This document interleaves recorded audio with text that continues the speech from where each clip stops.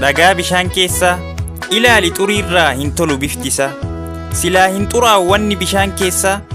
garuu kan na dhibe saaphabbuun marfame maali rakkinnisa yeroon itti yaadu dhagaanuu dhagaadha wal irra rirrigu dubbiin koo hin galuuf gowwaa garaa qofatti gadi nyaatee hagu garuu jecha dachaa hayyuun hiikuu beeka sammuudhaan gingilchaa daandii milkaa'inaaf beekumsi riqichaa beeki beekuu qabdaa biroo koo hadaraa kan keetii ormaaf sargiin tahin walii wal miggaaraa wanti gad si oofu hisdiidhaa fi dhara nafsiyaa kee dhoorgii qulqullaa'e irraa wal haa jabeeffannuu kales ha'as borus nat dhiigaan siif fira galatooma.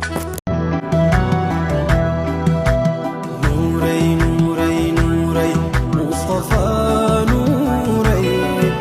يا برحان